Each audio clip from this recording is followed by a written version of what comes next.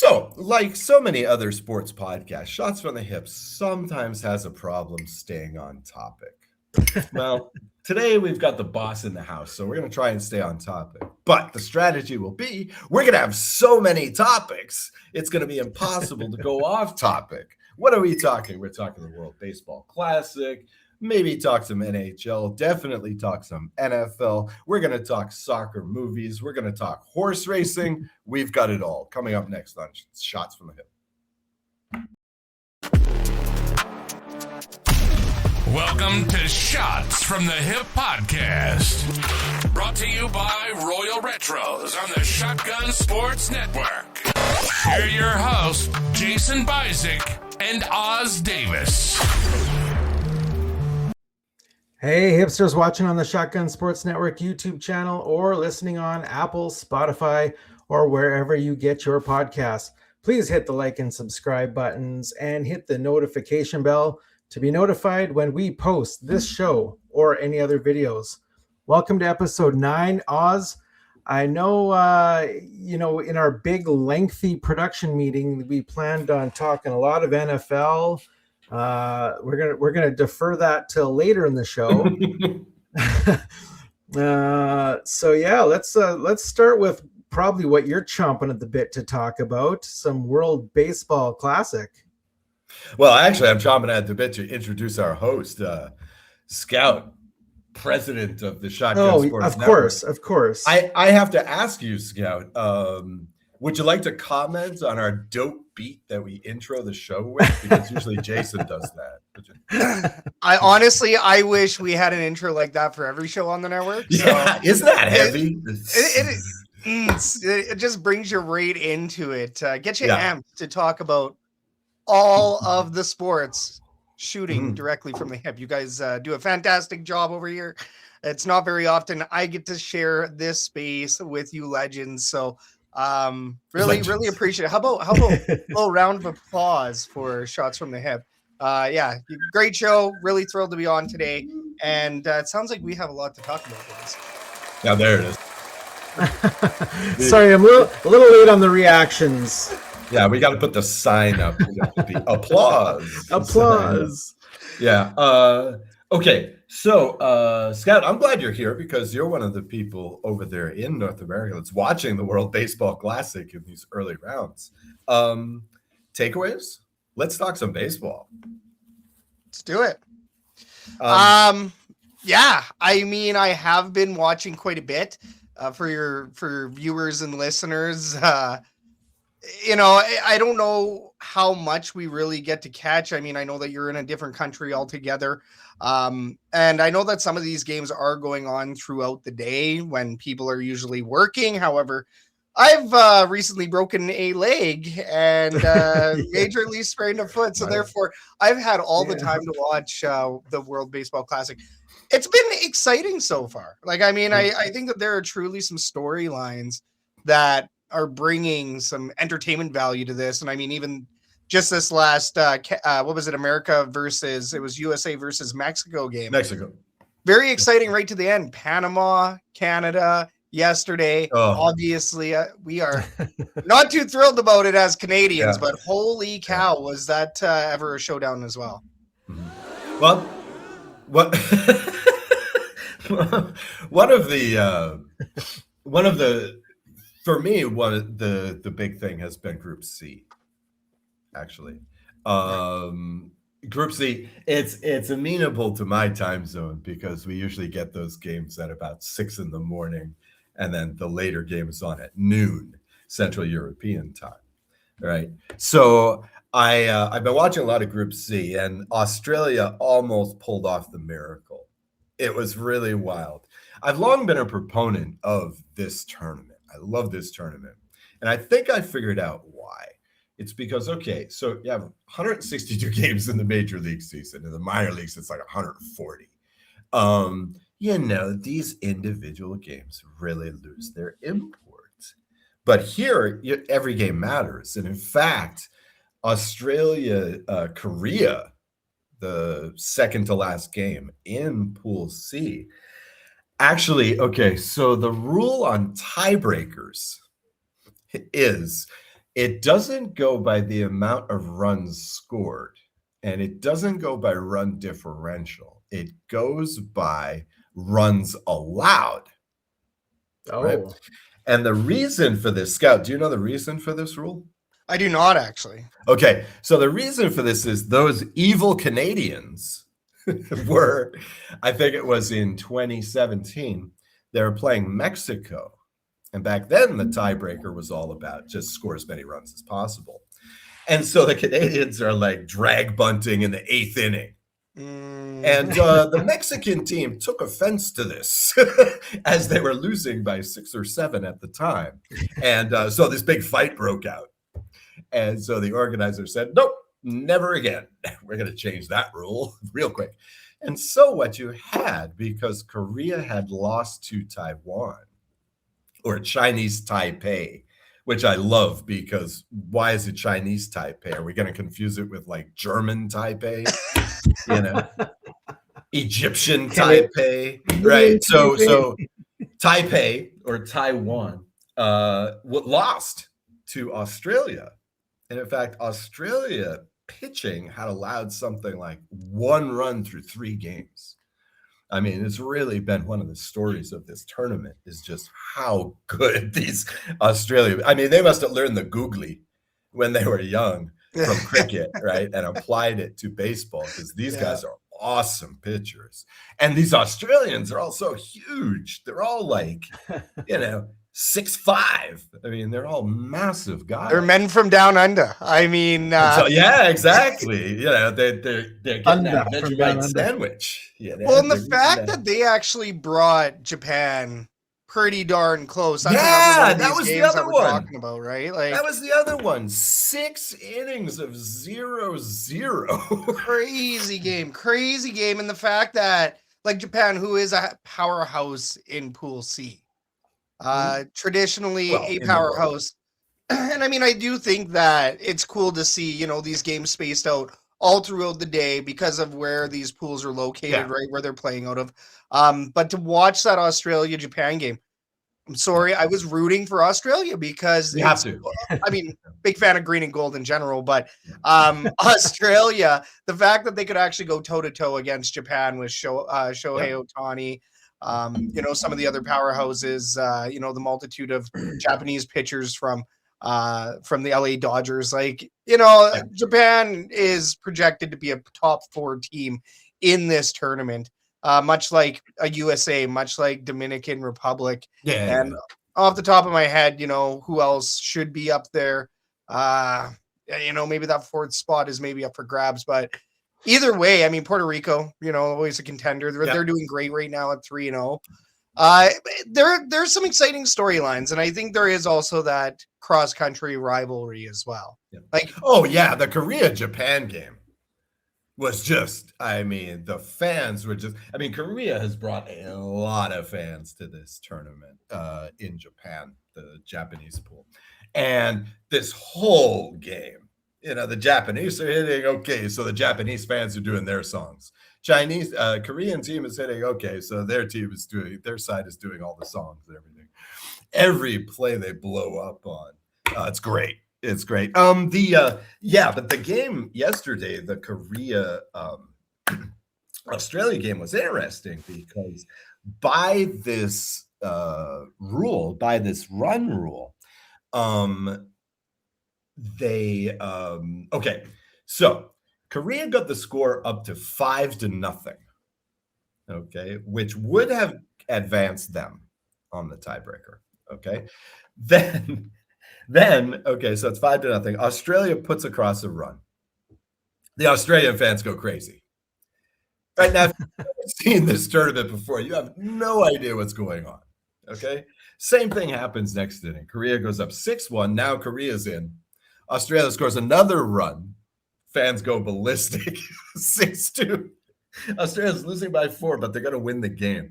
I was really hoping that Australia had kept it close. Ultimately, I think the final score was 8-2, 7-2, something. Korea did just enough to win because I wanted to see, the outfielder catch the ball. Australia loses by 4, and they're all like, yeah! I wanted to see that so badly, but it didn't work out. But Moral victories. right, exactly. But the message is sent is now maybe we should take Australia seriously as a top, let's say, top 11 program. I mean, basically, I was talking about this with Jason before the show. You pretty much knew that you have 8 spots to advance. You pretty much know that's down to 9 teams, right? The only question is this: who's coming out of Group A? You know, is it Puerto Rico? You have Puerto Rico, Cuba, and Canada. That's the only question. Everybody else is preordained. Canada. Japan, South Korea, Venezuela, Dominican Republic. We know they're going through. USA, you suspect is going through. Probably still Mexico because Italy is 3-0. So I don't think they're going through. So, I'm just happy that some of these first round games, again, especially that Group C. I mean, Taiwan beating Korea was huge. Australia beating Taiwan was huge. And Australia nearly knocking off Japan was huge. It's been great. And I'm looking forward to the knockout round because, wow, we're going to have some good games. So do they take the top 2 from each pool, or is it the top 8? Top 2. Okay.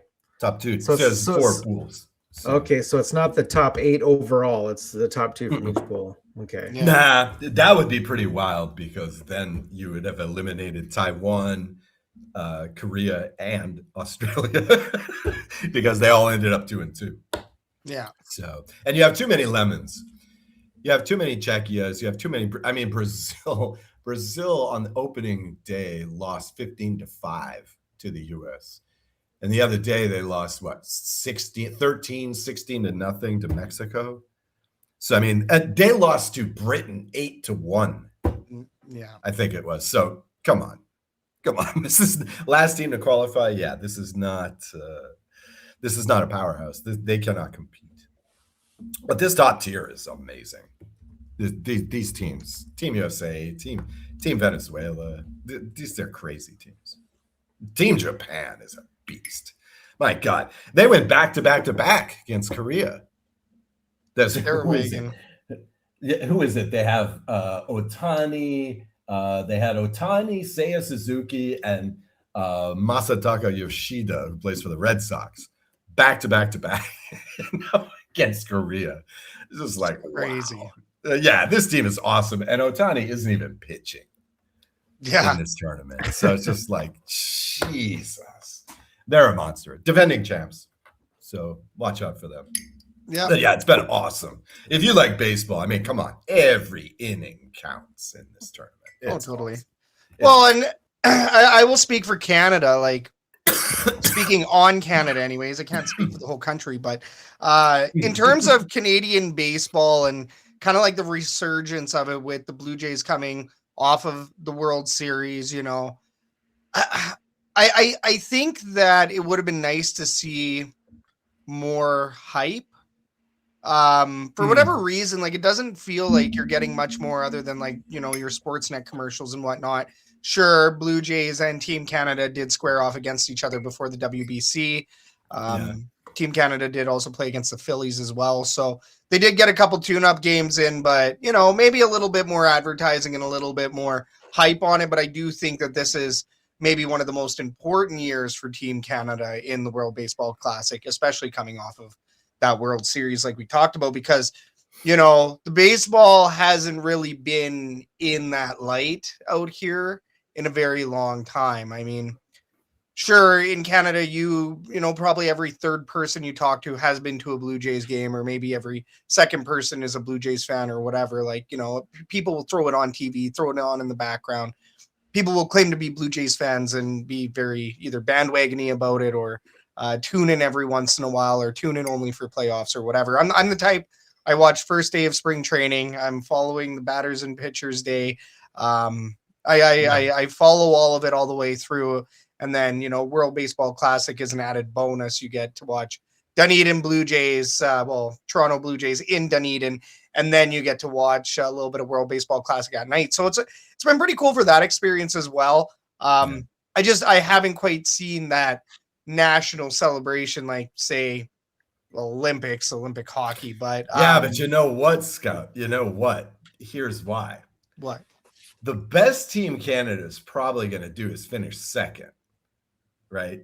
So they get first place in Group B, who is what? Team USA. Team USA. Yeah.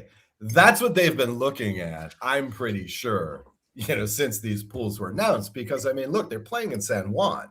Yeah. Puerto Rico has been to 2 finals recently, 2 of the last 3 finals. Okay. This is a silver medal winning team in this. So I feel like Canada just knew that they were going to finish second. They figured the USA was going to finish first with their group. And so they don't want to do the trilogy of USA Canada defeats, right, in very short order. So that might be part of it. I also wanted, not to go off topic, but I did want to mention this last week. You talked about how, the Jays played Team Canada. Team USA in their warm-up game played my Colorado Rockies. Yeah. Right. Thanks, guys. We got the worst team every year. What you're going to start us off with a reminder? We got to play against Aaron Judge and these dudes. Yeah. Come on. Give us a break in Colorado, man. I know management doesn't care, but Jesus, the fans do. I feel like there should have been a more competitive team. Well, I guess Aaron Judge can't really play against the Yankees. Against the Yankees. That would have been great. Oh, yeah. Well, there were some Blue Jays prospects, I believe, on that Team Canada game, 1 or 2 anyways. So, but I mean, it's not the same as, say, an Aaron Judge or Dominican Republic, Vladdy-led team playing against the Blue Jays would have been absolutely unreal. Yeah. It is interesting to see the selections of these warm-up games going in, and I mean it's also I think pretty special as well. Like a lot of snowbirds, Canadian snowbirds, like to go down south and go to Dunedin and go watch the the Grapefruit League or whatever. But because Cactus is over in the Arizona, West. Arizona. But I mean, to get to see, I think for some of those fans to be able to watch the Toronto Blue Jays play against Team Canada, that's pretty special in its own. And I think that's more than worth the price of admission. You won't get to see that very often. Who gets to wear the leaf? Yeah. Who owns the leaf? Yeah. Right. Exactly. All right. So not to be an advertisement for Fox Sports, but check out the World Baseball Classic. The nice thing about Fox Sports is they're showing these things all day. Basically, Fox Sports 1, Fox Sports 2, they show them, they repeat them intermittently. So if you want to record it, whatever, you can do that. So you don't have to watch the live game, which are sometimes inconveniently timed. So World Baseball Classic. Excellent tournament. Love it. Yeah. Now I get to talk. Please.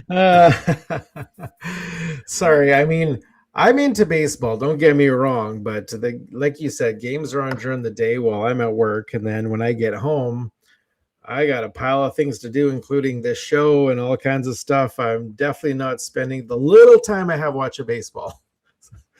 But I do like baseball. That Blue Jays World Series run was wild. I think we got robbed, but we won't go there. Don't get the whole thing too. Remember this too. The whole tournament, now that Group C is over, is shifting to the North American market. So from here on in, you're going to have day games on the weekend and prime time games. Okay.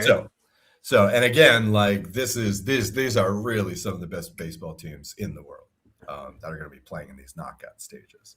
So that's well worth it. That's well worth it. And spoiler alert, a little bit later, we're going to discuss whether international play. Oh, we are? Okay. Trumps professional play or league play, I should say. Right. Let's talk, a little bit of hockey. I wanted to talk hockey mainly because my Calgary Flames, who I thought couldn't get any worse this season, traded away Nazem Kadri to the Colorado Avalanche Kadri couldn't get out of Calgary fast enough, it seemed. He was happier than than Vladdy Jr. in the Dominican. So the trade went down like this. The Avalanche received Nazem Kadri. The Flames retained 20% of his salary. And they also received a 2027 fourth round draft pick. The Flames received Victor Olofsson, Max Curran, a conditional 2028 first round pick, and a conditional 2027 second round pick. And I'm assuming those conditions are probably something along the lines of Colorado goes to the Stanley Cup or something, or wins. The Flames will get an upgraded pick or something like that usually happens. So, but I mean, sad day. Even though the Flames weren't going anywhere anyways. The unfortunate thing is the Flames are just good enough that they're not shitty enough to be at the bottom to get a good draft pick. they always like to hover right around the middle. They won't dedicate themselves to the true tank, is what you're saying. Exactly. They will not really tank. Exactly. Right. There's no tanking in sports. What are you talking about? Yeah, we got to get an NBA coach over to your team. That's right. There you go. Nazem Kadri too. Like I will say, I'm a Leafs fan, so yeah. I rather love the Toronto Maple Leafs. I mean, yeah. So I've gotten to watch Nazem Kadri pot multiple goals inside of either Rogers Place or Rexall Place here in Edmonton. Yeah. And, I was very devastated when he was traded to Colorado to begin with. So I guess we can share that pain, Jason. Well, and I mean, people are saying that, he improves the Colorado Avalanche team quite a bit. I'm like, the Colorado Avalanche are a friggin' wagon right now. I mean, you could add 10 players to their lineup, and I mean, they'd still be the wagon that they are right now. They're on a crash course for a Stanley Cup final for sure. So I don't know. Well, and the other thing about that Nazem Kadri trade too was that I guess the Avalanche were extremely interested in having Kadri back. They had messaged, they had gotten a hold of the Calgary Flames.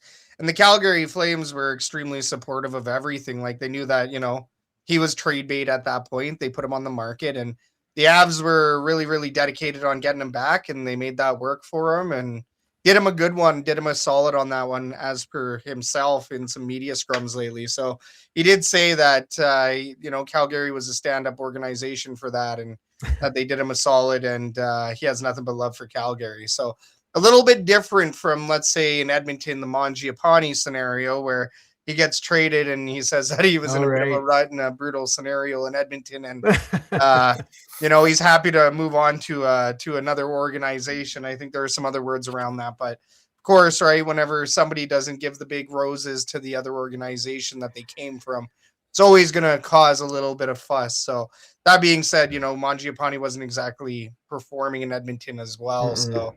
So it's tough to say why that is. I mean, we're fans for a reason. We don't work within the business or the industry to that degree. So, hard to say what happened there. But sometimes you see it go one way, and sometimes you see it go the other way. And it's cool to see Kadri show massive love to Calgary for that. Yeah, so being a Flames fan myself, I'm of the belief that they should have got rid of a lot of assets this season.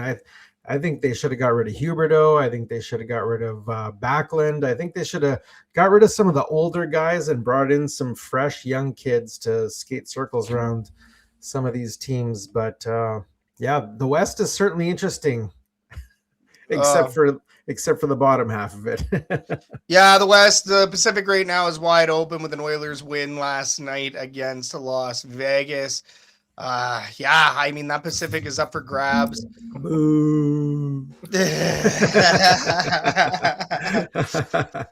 Yeah, there's it's kind of interesting with the West right now. Like, obviously, that the Avalanche are a wagon over in the Central, but as far as the Pacific, like between the Ducks, the Vegas Golden Knights, the Oilers, and even the Kraken is in the conversation as well.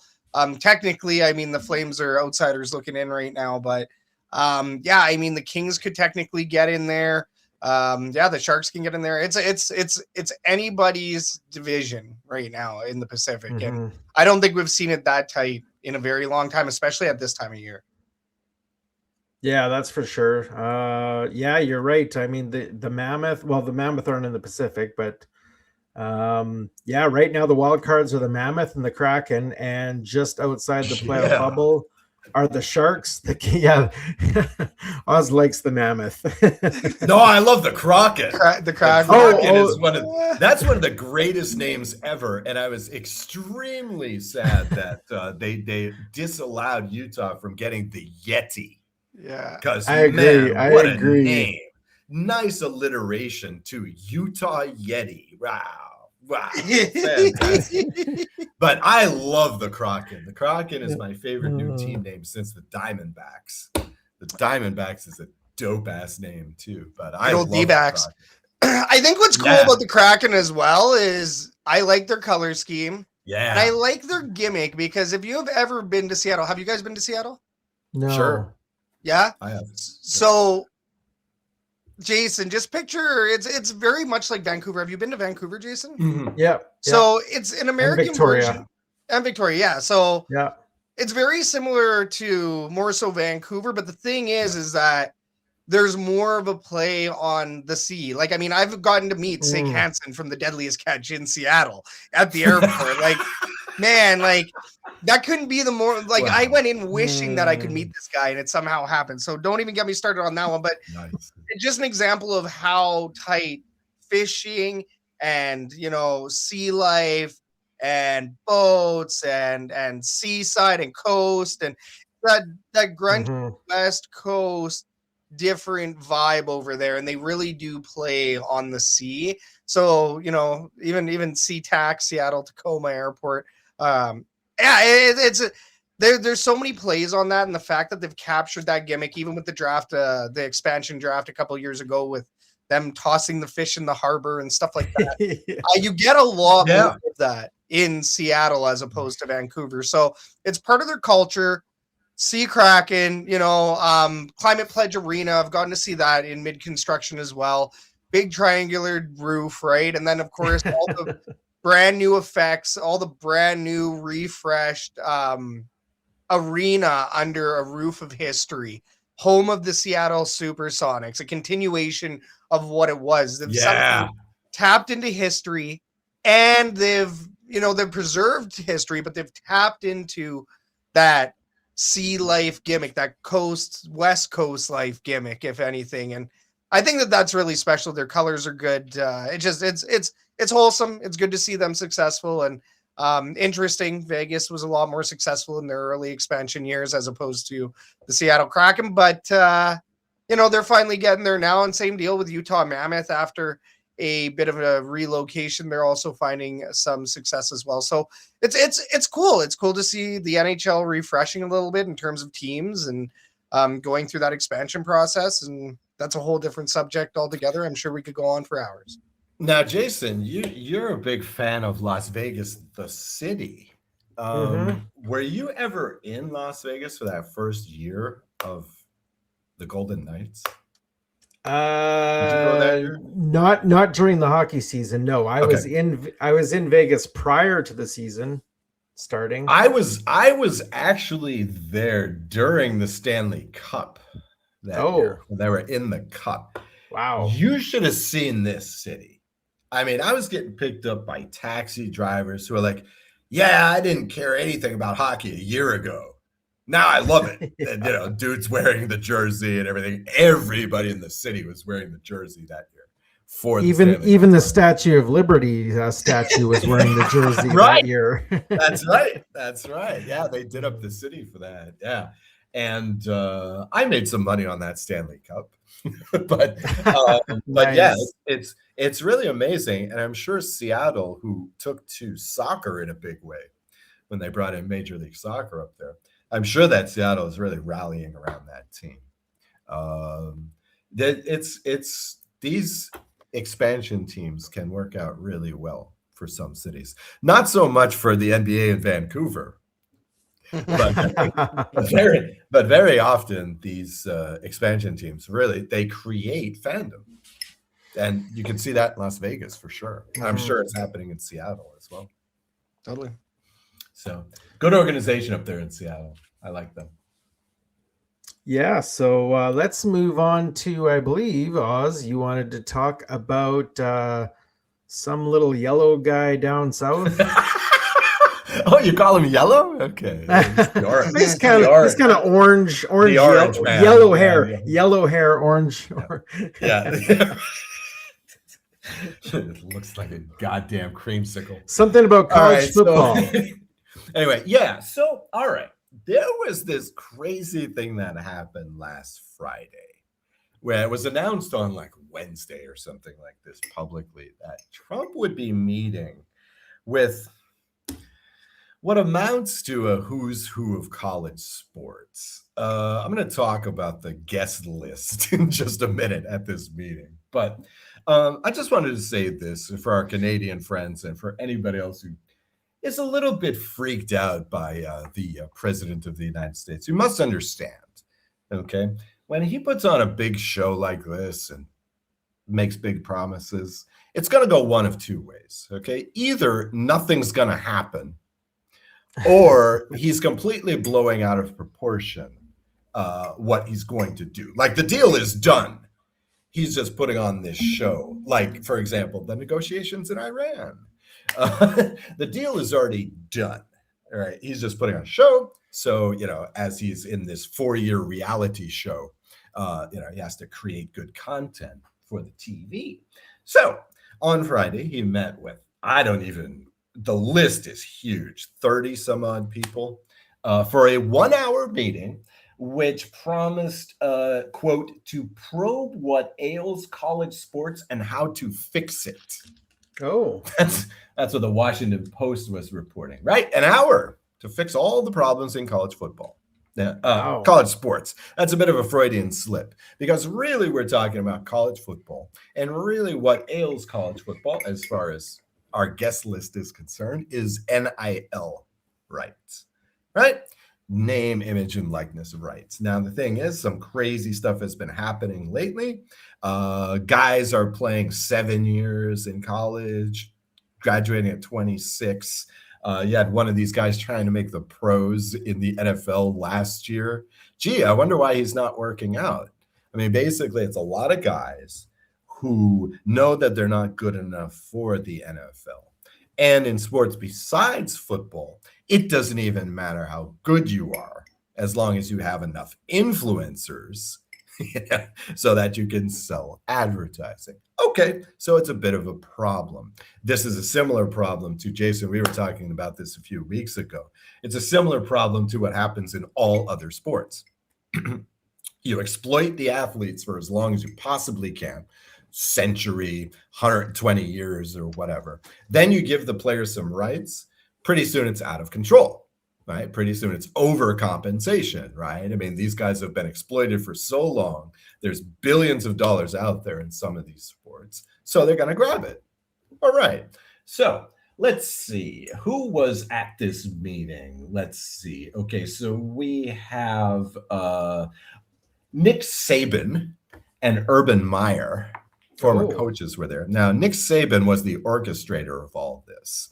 And people forgot this, but he contacted Trump back in February of last year, saying, please, please, please help us fix college sports. Please, please, you can do it. You're the president. We love you. Da, da, da. Doing all the stuff you have to do with Trump, right? Okay. So Saban was there. Saban actually got the first word at this conference. Let's see, who else was there? I have 6 commissioners of football conferences, 7 athletic directors, and importantly, Fox Sports CEO Eric Shanks and ESPN chairman Jimmy Pitaro. Okay, now, up to this point, most of the actual sports guys are football, but there was also 6 executives there. Adam Silver, NBA commissioner, Randy Levine, New York Yankees president, Robert Klein of Redbird Capital, which is a private equity firm. You have who else? Oh, yes, Dave Blitzer, who is the co-owner of the 76ers, the New Jersey Devils, and the Washington Commanders. Okay, et cetera, et cetera. Pretty wild. Okay, basically nobody is there outside of football except for the money people. Yeah. Right? Because the truth is, this NIL is bad for college football, but it's destroying college basketball. College basketball makes no sense at all now. Makes zero sense. I mean, it's like a tournament out there. You know, it's just like, here are the guys, let's showcase you for the NBA. I'm going to a different school next year if I can't make the NBA. And just in case you think that this was a pure sausage party, there was one woman. There was one woman there, Sarah Hirschland, who is the CEO of the U.S. Olympic and Paralympic Committee. Crazy. Right. So again, interesting choice here. I think this really reeks of the token female. Okay, so all right, now what's really happening is this. There is I don't want to get too deep in the woods, but basically there is a bill in Congress right now that will probably pass. And this is basically this is called the SCORE Act. All right. What this would do is it would save the NCAA from antitrust laws. Okay. Now, this is huge, right? This is how Major League Baseball, especially, but all the American sports leagues operate, right? They're very often, if a player wants to sue for something like, and basically blacklisted, like Colin Kaepernick was a few years ago, you literally cannot bring that suit, right? You cannot sue any major sport for being a monopoly, which, guess what? They are. As the USFL so many years ago tried to fight. All right. And in fact, that's the case that killed them, was an antitrust suit. And the judge said, nope, special exception for the NFL. So basically, that's what's going to happen here, is that we're just going to get rid of NIL. Right. That's what Congress wants to do. That's what Trump wants to do. Trump said at the meeting, here's some quotes for you. I won't do the impression because my impression is not so good yet. He said, I know a guy. Yeah, that's right. People saying, I'm just saying, I don't think it's right that a judge could destroy college sports and colleges. And I'd like to see you go back, talking to the people there, go back, enhance it a little bit through some compensation and let them take you to court, no matter what you're going to be sued. Right. So again, the play here is Trump wants the colleges to be sued so that a higher court can make a final ruling on this. He's assuming that the court is going to rule in his favor. They probably will, because these sports leagues are pretty much undefeated in higher courts through history. So that's what's really going on here. Trump's final quote, and he said a similar thing to the media. He says, we're going to do a very well thought out executive order that'll be placed before the courts. And hopefully a judge who's a real judge, a compassionate judge, and a judge with common sense will get it approved. Yeesh. So common Trump tactic. Most people don't remember or don't know that he's been doing this since the 80s. Yeah. This is a Trump technique. You go to Atlantic City, you make a casino, you make a profit for a few years, then all of a sudden you're losing money, you don't pay your employees, you declare bankruptcy, and you settle for 10% of what you owe. Right. This is common Trump tactics, okay? And this is what he's trying to do here. So college football players, the gravy train may be over, and the truth is that college football especially, it really needs to rethink itself. I don't know what you do. Minor leagues have not proven very successful in basketball. Of course, they work in baseball and hockey, but these are ancient institutions at this point. It would be really difficult to start a minor league football system. But something needs to happen here. There's no pretense of these people going to school anymore. So I just thought I would bring that up, not to give too much time to my president, but it's important for the future of American college football, I think. So watch out for this. That should happen this week, is executive order. God knows what that will be. But well, and I mean, to just give 1 minute here, NIL, I think, has made a very negative impact. We also see it up here in the WHL, in the Western Hockey League, and CHL, really all across Canada. Our junior leagues are losing premier talent because of these NIL deals. Some of these players will say, yeah, well, I made this decision because this is better for my career. They're just scared to say, or maybe their agents have told them not to say, that they're chasing the money.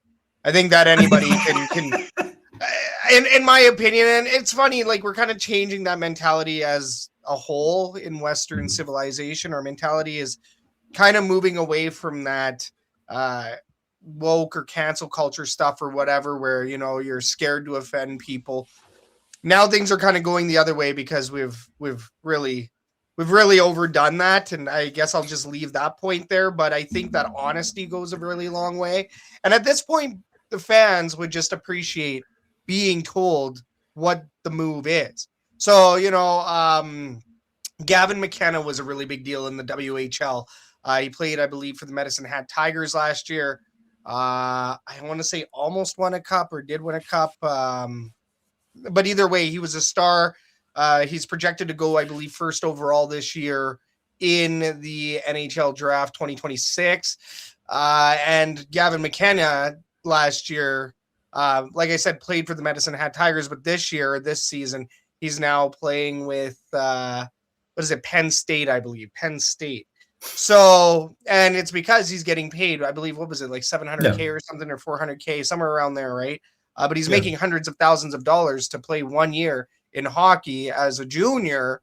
And the WHL has always been known, the CHL has always been known for having the top talent for hockey. So, it's draining the pools in the hockey talent in Canada as well. And it is benefiting, sure, the NCAA. But it is, I think if more than anything, it's actually damaging the WHL and the CHL leagues, the OHL and the QJMHL as well. So it'll be interesting if we do see that happen. I do think that there's some benefit in getting rid of NIL. I think that NIL is kind of destroying the landscape for all of college sports, much to your point, Oz. Well, it's making it difficult is the main thing, right? It's making it, these coaches can't win. Yeah. They can't win if you got a new team every year. I mean, and even with free agency, what wins championships in most sports most of the time is continuity. Right. You've got to, especially in something like basketball or hockey, I would assume, right? You've got to keep that core together, right? It's not baseball. You can't just bring in a guy and put him in the lineup. You can't, right? There's a teamwork there. The thing is, right, I mean, the thing is, you can't blame the players for this, right? They were given the blank check. Guy like JJ McCarthy. Why would he not play in university for another $1 million when the alternative is go to the NFL and get laughed at? You're just not good enough for the NFL, right? And the solution would be just to say, okay, Crimson Tide Inc. is now a business, right? It just happens to be located on University of Alabama campus. The problem with that is you detach it from the students. Right now, the students just don't care, right? Yeah. It's no longer, hey, that guy went to school with me. It's no longer, hey, I want to see my peers play. All right. I want to see my peers play an imperfect, let's admit it, game of college football.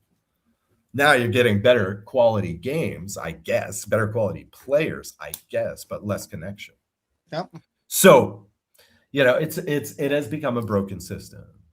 It's all part of my theory. Corporatism ruins everything.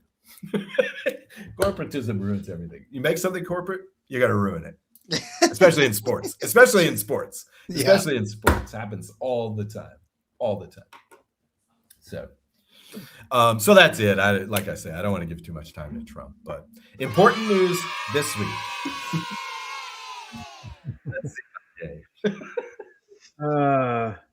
Hey, why don't you tell us about our sponsor? Yeah, let's do the sponsor. Okay, so let's talk RoyalRetros.com, your top supplier for old-timey-wimey retro memorabilia. We're talking baseball caps, jerseys, t-shirts, long sleeve t-shirts, hoodies, jackets, and of course, my personal favorite, more. Royal Retro has the gear and paraphernalia representing dozens of teams from defunct leagues and existing leagues like the USFL, Arena Football League, World Football League, XFL, Football Canada. Also beyond football, we have various pro hockey leagues, including the WHA, Go Nordiques, ABA basketball, Go St. Louis Spirits. And for me, the major selling point is the baseball gear. You got lots of gear from classic defunct teams like the St. Louis Browns and the Seattle Pilots. Yay, Jim Bouton. But also items from the Negro Leagues, the Pacific Coast League days, and some really nice redone jerseys of old teams from the Major League Baseball especially. Best of all, you can get 10% off anything in the store when you use promo code SF. No, we have promo code HIP now, right? No, right? We can. No, we still don't have it. No, okay, we're getting promo code HIP soon. For now, get 10% off, hipsters, when you use promo code SFTH. That's shots from the hip, SFTH. RoyalRetros.com. Promo code SFTH for 10% off of some really fantastic stuff. Go Barcelona Dragons. Yeah, I thought really hard about the promo code and getting promo code HIP, but the problem with that is our previous episodes have a different promo code. Yeah. So I wasn't sure if we'd be able to use two promo codes or so. Why not both? Why not both? Next season. Next season it can be HIP. Next season. Oh my God. Let's just make 10. Yeah, that's okay. I just wanted to also mention that we also have a new sponsor. The Rampage Coffee Company has partnered with us to keep all of our hipsters caffeinated.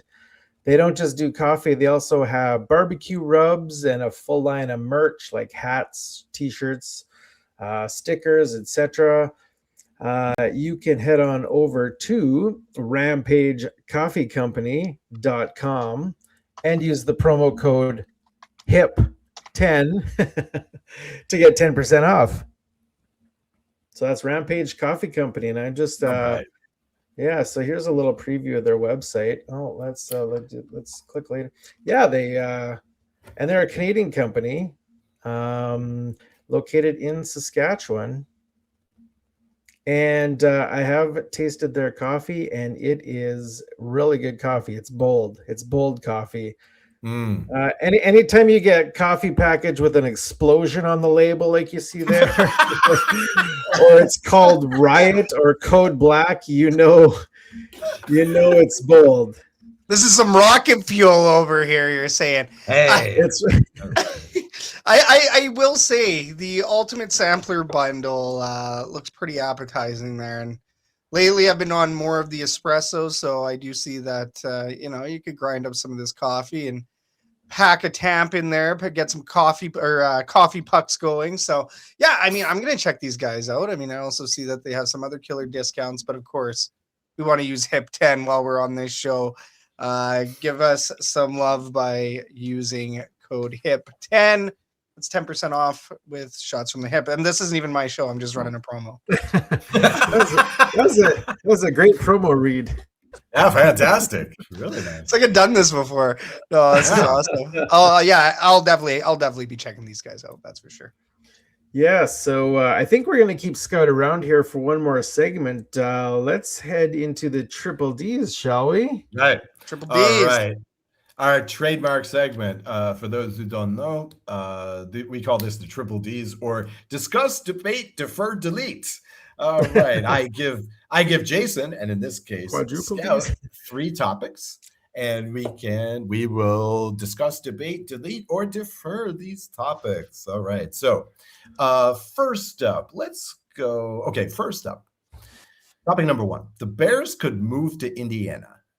Good news, bad news, or just the way it is? Topic number 2, biggest impact trade. Cornerback McDuffie to the Rams, wide receiver DJ Moore to the Bills, or DE Max Crosby to the Ravens. And finally, topic number 3, international sports are superior to all other competitions, even the highest professional leagues. So let's do this. Let's let Scout pick one to either discuss, debate, or defer, and then I'll pick one after Scout out of what's left. Great, Scout. Well, I think based on the WBC conversations we've had, I don't want to. I'm sorry, Oz. I don't necessarily want to take this one from you here, but I will say I would like to debate. The international sports are superior to all other competitions, even in the professional leagues. And the reason why is because they aren't, but the frequency in which we get this best on best tournament is extremely small. So it's not necessarily that it's superior to, but it is more of a bonus, more of, let's say it's special. I wouldn't necessarily say it's superior because the NHL is still consisting of the best hockey players in the world. Mm-hmm. The MLB is still the best baseball players in the world. You are seeing, in a way, the best athletes in these leagues play against each other within their sport. You're still seeing that with the international tournaments, such as the Olympics. It is best on best, but you do also have like the Latvias. You do also have some other, let's say, Team Germany in hockey. In each sport, you have some of that fluff. You have some of that filler. Let's be real, right? When you're watching hockey, you're expecting your top 4 to be Finland, Sweden, USA, Canada. Let's say you kind of already know who your top 4 are.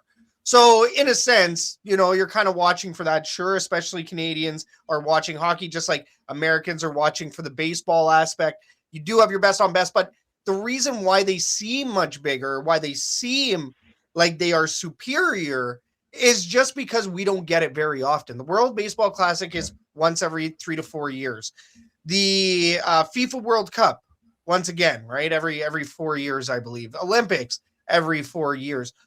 All of these international tournaments, and yes, they do kind of offset between Olympics and World Cups and global competitions, right? The WBC and whatnot. World Cup of Hockey. Even, you can take a look at the Four Nations face-off last year, which was amazing. But one of the biggest reasons why the Four Nations face-off was so successful is because of the time slot in which it took and because it specifically replaced the All-Star game. People were more excited about that because it replaced an All-Star game, which is also best on best. It's not quite international, but it is best on best for the league. But to see a tournament with stakes that were almost imaginary. The Four Nations face-off in the grand scheme doesn't actually mean anything. Right there, that basically takes the superior title, throws it out the window. That event wasn't superior to, say, the Stanley Cup final that year. But are you just saying that because USA won? No, Four Nations face-off. No, Four Nations face-off, Canada won that one. Oh, right. Oh, okay. Right. Sorry. The Olympics, USA won the big one, the one that actually mattered. Let's be real. That's maybe why I'm even saltier about it. But but they are a special treat. They are amazing. But like, if we were to say that the international sports, the international tournaments were superior, well, then that's saying that the World Hockey Championship men and women's every year, just using hockey as an example, that would be saying that the world championships every year and the world juniors every year far outweigh the Stanley Cup final. And that, unfortunately, I can't agree with. The Olympics, yes, that is a very, very similar comparable. But to say that it's superior, I do not believe in that. I will debate against that one. And that are my points.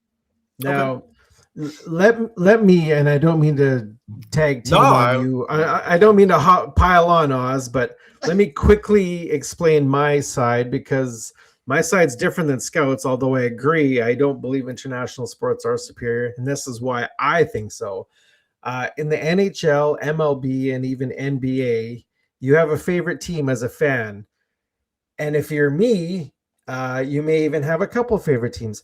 When it comes time for playoffs, teams go through 4 rounds of grueling series to ultimately win a championship. In the case of the NHL, all 4 rounds are best of 7 game series. So a team could, in theory, have to play 28 games to win the Stanley Cup, although it's probably never happened. That's why the Stanley Cup is often referred to as the hardest trophy to win in professional sports. Yeah. Now, in international competitions such as World Cup or Olympics, hockey teams play 3 or 4 games, and then it comes down to a couple single elimination games to make it to the final or the gold medal game. So it's definitely a much easier schedule and path to glory in international than it is in the professional league. So that's kind of my angle on it. Okay. Well, all right. I would say that actually. Oh, you're gonna stroke your kitty, Mr. Evil, while you debate. It's not actually a bald one, though. That's Dr. Evil, by Dr. the way. Evil, not I go Mr. full Dr. Evil. Never That's go right. full I didn't go to Evil University for 7 years to be called Mr. Right? That's the line, I believe. Good pickup. Yeah. Good pickup. So I hate those movies, but I do like that line.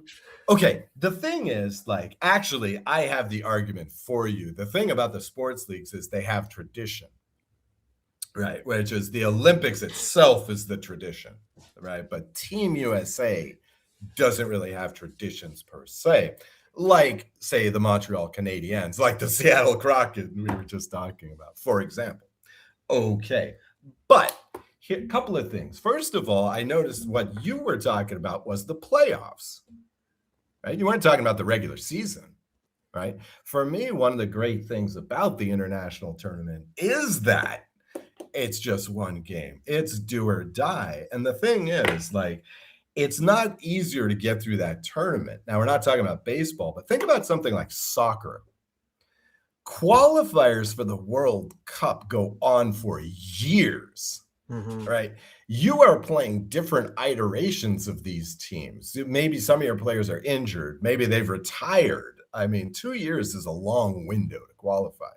These teams have history against each other as well. You know, if you're talking about hockey, something like Finland, Sweden shuts down both of those countries. It doesn't matter what, it's junior league. The country will shut down and everybody's watching those games, right? So I guess in that respect, that's a tradition. But no, I like the compressed action. You can't really say it all comes down to one game, because to say that and say that's negative, because to say that invalidates the entire Olympics. That's the drama about the Olympics, right? Here you are, you're a sprinter, you spend 4 years training for this, and you get one race to prove it. That's it. You know, in front of the world. That's what's great about that. And the one exception here, I think you guys would have to agree, is soccer. Right? Because the Soccer World Cup, I mean, you talk about how all the best players are in the MLB. Well, in soccer, all the best players are everywhere. Yeah. I mean, hell, Messi is playing in Miami right now. I mean, the best soccer player, they're not going to see him in Europe. They see him in Europe like twice a year now because he plays for Miami. You know, only when they do these weird Club World Cup tournaments does anybody else get to see him. That was the impetus for allowing professionals into the Olympics. In the late 80s, you know, countries like France, countries like, I'm trying to think of the other examples.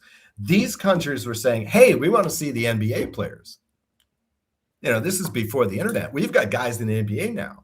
We want to see them once in a while. And so that was part of the impetus, is that this was, this 1992 Olympics was the first time a lot of people got to see Magic and Larry Bird and Michael and, players like this, because, this before the internet was so massive, blah, blah, blah, blah, blah, before streaming. So in that respect, I mean, soccer, I don't think you can debate. World Cup is maybe the finest tournament in any sport in the world. But I don't know. I would go toe to toe. I'm a sucker. I realize this is an unpopular opinion, but I would rather watch the Olympic tournament than the NBA. Honestly. Fair. Honestly, I just eat it up. And again, like I was saying, this WBC, every inning is important, and that's the thing. You can't take time off. This is what I always love about the NHL hockey playoffs. I think it's the finest tournament in the world because you can't take any time off. It's balls to the wall from game 1 to game 7, minute 1 to last. It's just awesome. And it's the same thing with tournaments like the WBC. You can't let up. There's no feeling out like the first quarter of the Super Bowl. There's none of this. Let's see what the other guy's going to do. You don't have time. You don't have time in an international tournament. The stakes are just different, right? Like the stakes are a lot higher. The stakes have never been higher in certain points, right? Right. Yeah, right. I can understand that, and that's kind of why I also say, in my opinion, it's kind of like an illusion in that sense, or it's a perception, right? It's do or die. Every game is basically do or die. Yeah. Same deal with, and I mean, I appreciate that the World Baseball Classic follows that same format as the FIFA World Cup. Very similar with pools and everything else. So it's I can see it. I can see why somebody would have that opinion for sure. In my opinion, it's just these major clubs exist to, like you say, bring that tradition forward, and from that we see these international leagues or international tournaments breed tradition and rivalries of their own. Yeah. When people think of American baseball, they don't think of Team USA. They think of the Dodgers or the Yankees or the Red Sox even, or whatever.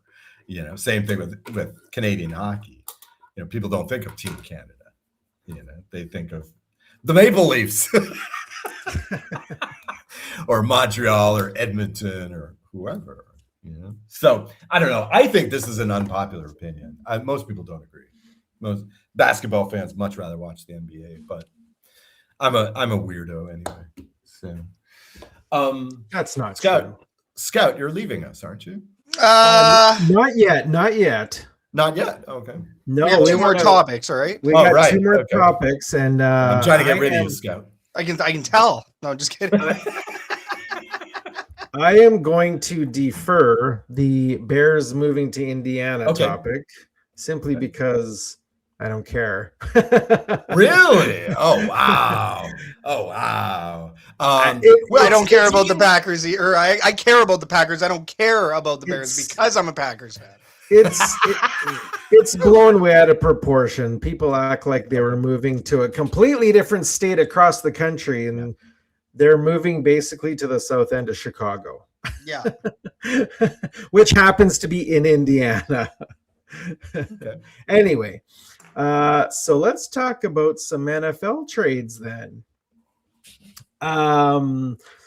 Bigger impact trade: CB McDuffie to the Rams, wide receiver DJ Moore to the Bills, or DE Max Crosby to the Ravens. Now, of course, the Rams acquired All-Pro CB Trent McDuffie from the Chiefs, and the Chiefs, in return, received a 2026 first-round pick, which happens to be pick number 29, a 2026 fifth and sixth pick, and a 2027 third pick. Now, shutdown corners are hard to find. So McDuffie, who is a first-team All-Pro in 2023 and a second-team All-Pro in 2024, the Rams immediately gave him a 4-year, $124 million extension, basically making him like a franchise player. With $100 million guaranteed as well. So, I mean, he's the highest-paid CB in NFL history, and he fixes the Rams' biggest weakness, which is the Yes. pass defense, which was ranked Yes. 19th in the league. So huge impact there, in my opinion. Bills acquired wide receiver DJ Moore. Bears received 2026 second round pick and a 5th round pick. Buffalo needed a true number 1 wide receiver. They got one. And of course, Max Crosby from my beloved Raiders gone to the Ravens. It's going to be so weird seeing him in a Ravens jersey this year. I actually don't know the details of the trade. What did they receive in return? Draft picks, I'm assuming. Draft picks. Yeah, draft picks. Yeah, so obviously the biggest impact to me is the Max Crosby trade. But I mean, might be biased. But right. I mean, personal impact. Right. Did it make the Raiders any worse? I don't know. Oh, okay. I can comment on that. Let's not forget that the Raiders have like 50 draft picks in the upcoming draft. Yeah, and over $121 million in cap space. So they might end up all right. Well, and they also did get the number 14 pick for the 2026 NFL draft, along with another 1st round pick for Max Crosby. So I mean, you know, they've decided that they're going to rebuild again. Mm-hmm. Feels like we go through this every 3 years here, Jason. It feels like the Raiders are like becoming the new Bears, you know, where every year we say that it's our year, but really we're going through a rebuild and we're praying that our quarterback can get us to a 50% on the season, right? A 50-50 win-loss split, which would be 8-8 in the NFL. But I mean, the Raiders, did they really get any worse? No, because they're in a rebuild, so they need all the picks that they can get. They're going for it, and I mean, I think we'll see in maybe 3 years if this pays off, right? The Raiders, it seems, and what's so interesting about the Raiders too is they treat their alumni members so good. Like that organization does try internally, I believe, from everything I've seen and everything I've heard. You know, former Edmonton Eskimo Craig Ellis, he's a Raider alumni, and he goes to a game once a year and goes to the alumni suite and has a great time. And, you know, you can see that the organization does certain things right. I just don't think they hire the right football people for the football jobs. Like, yeah. Oh, you don't like Tom Brady's personal trainer? Man, what is up with your Raiders, dude? Okay. I would say this. I have my canned answer for this. I think in the long term, the biggest impact is going to be Max Crosby. The Ravens, they were bad. They were bad defensively last season.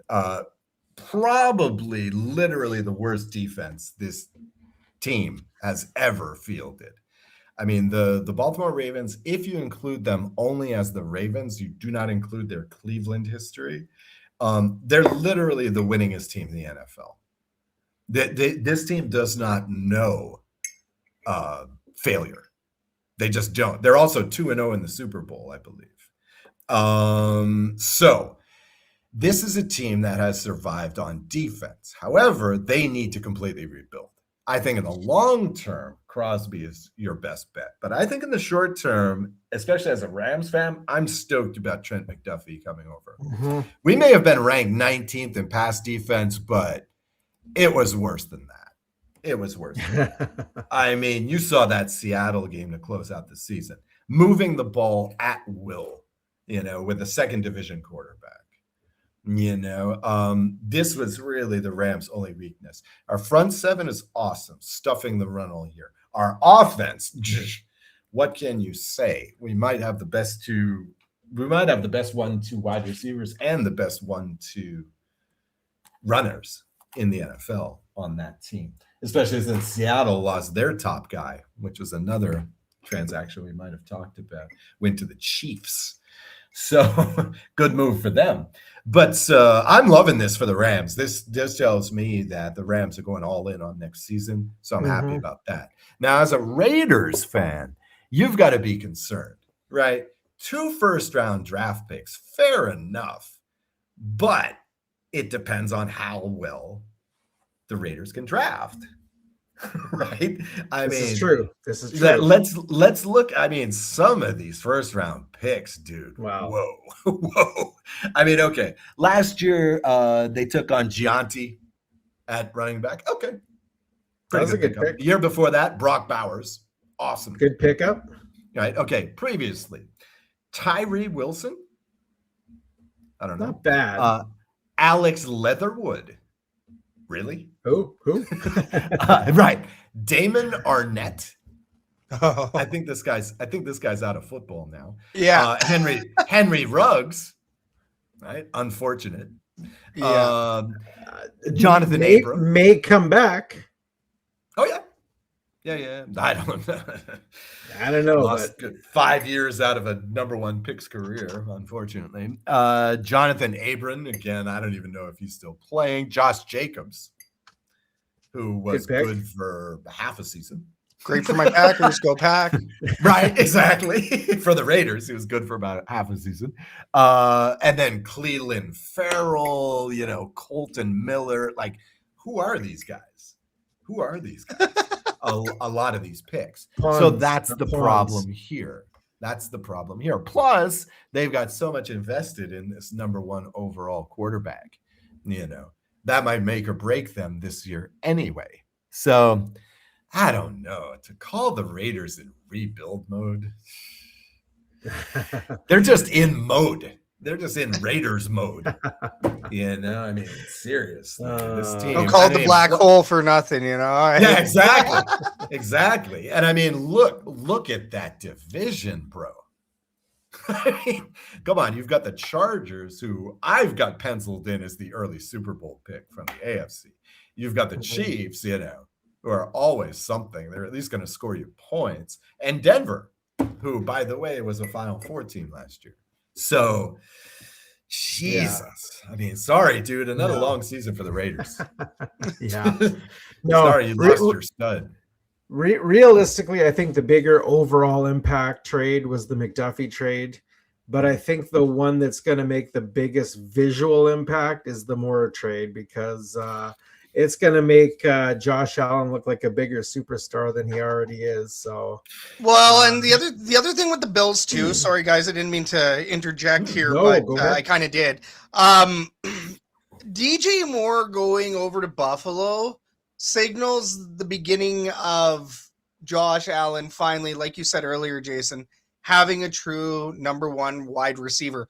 Mm-hmm. I've watched Josh Allen struggle with even what's his name, former Eskimo Duke Williams, and it was in the playoffs, man, and they needed him to catch this critical touchdown catch, and he completely missed the ball. And at that point, I think the Bills were so decimated on wide receiver that once again they made it down to Duke Williams, who is once again with the Eskimos a year or 2 previous. So it's like you see year in, year out, the Bills have a problem in one area or another, but it's usually wide receiver. This team has never had. I don't remember the last 10 years. See, I got to call you on that, Stephon Diggs. But Stephon Diggs, you knew that there was some other issues there with him, even on the team. He was their true number 1 wide receiver, but he was already on the downslope at that point. Yes. So yeah, but he did put this team over the top. That was the 3rd year of Josh's career, and that's when he really took off, was with Stephon Diggs, when he had a true number 1. The problem with calling DJ Moore a true number 1 is, Jesus, he wasn't even number 1 on Chicago last year. DJ Moore had his least productive season last year. To me, this feels like this is kind of like 2006 New England Patriots. This is like 2006 Patriots territory, where, okay, you have Tom Brady, but your top receivers were Shea Caldwell. I mean, literally, this Yeah. is the year when Bill Belichick called 30% of offensive snaps with 3 tight ends. This is how weak they were that year at receiver position. That's what this feels like. The tragedy of the Buffalo Bills is that the year they should have won the Super Bowl, they gave Patrick Mahomes 13 freaking seconds. That was the Buffalo Bills Super Bowl team right there. That's what the thing is. They don't realize the window's closed already, I think. Now, who knows? I mean, next year they'll probably be Final Four. I mean, I can't imagine New England with the number 1 schedule is going to go. What did they go? 14-3, 13-4 last year? I don't think they'll do that again.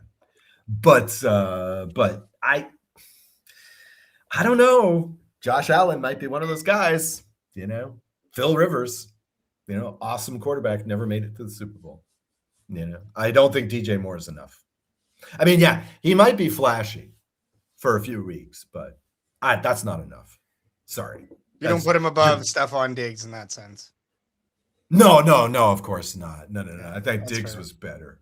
Diggs is now out of football, probably. So, but when he was with Buffalo, Diggs was awesome.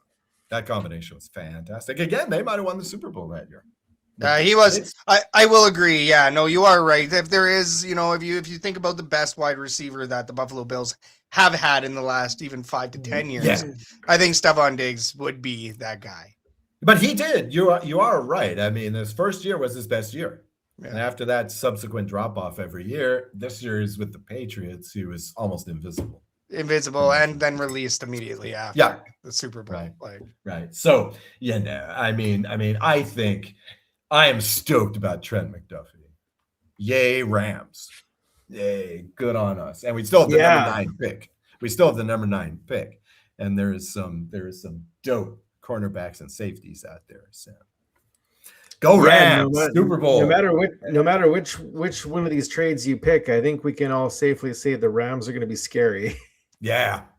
Oh, I'm so looking forward to this. This is good. All LA Super Bowl, baby. Chargers, Rams. Chargers, Rams. Yeah, I've been waiting for that for a while. Doesn't that mean Herbert would have to win a conference final? Yeah. Good luck. It does. The Chargers are that team. It's like, this is our year every year. That's the team. That's the constant, like, not so much rebuild, constantly like waiting for that window to open. That's the Chargers. Yep. Yeah. Team without a home. All right. Well, I think we're gonna say goodbye to Scout now, and thanks for hopping on, man. Yeah. No, really appreciate it. Thank you so much for having me on. It's a fantastic show. I've had a blast talking sports with you guys, and hey, let's do this again sometime. Yeah, it's always great talking to you. You can talk more baseball with Oz. Yeah, maybe after the Classic's over and Japan beats the USA, you can come on. Hey, even I would watch that. Oh, it's gonna be good. I would say bold prediction, but I think we believe that both of those teams are top 4. So maybe not so bold, but hey, how about we catch up after that then? And until then, I will check you boys later. Once again, thanks for having me on. Thanks for hopping on. Thanks, Scout. Okay, have a good one, boy. Whoops, cut him off too quick. I think the last part was... Yeah, my pad here on my laptop's very touchy. Don't touch it. Okay. And thus concludes another fantastic episode of Shots from the Hip. Mm-hmm. We even had the boss on the show. Another long episode. We stayed on topic, though. On topic. See, we say it's a long episode, but what we do is we trim out the movie review and the history part into a separate kind of little mini episode. So you guys don't realize it's as long as we do. You don't have to sit through the whole 2 hours. Now the good thing is Oz has the rest of his day to look forward to, as it's midnight here, so I am ready for bed. Yeah, but you might not get any sleep, right? Probably not. I'm going to dream about horse racing now, probably. Yeah, but any minute now, you might have to go to the. You might be producing your own grand dam or grandsire, right? Yeah, yeah. That my daughter is expecting a baby at any moment, so Yay! it could be today, it could be in a week. You never know. So you never know All with these right. So things. next week, I'm expecting to hear about Granddaddy Jason. You'll probably also be hearing more about World Baseball Classic, Yep. maybe some more NHL. I swear to God, I'll get back on NBA, but I'm so hyper focused right now. I barely have time for the Spurs and the Lakers and the Warriors and the Nuggets. Celtics look great. I barely have time for these guys, but next week I will try. All right.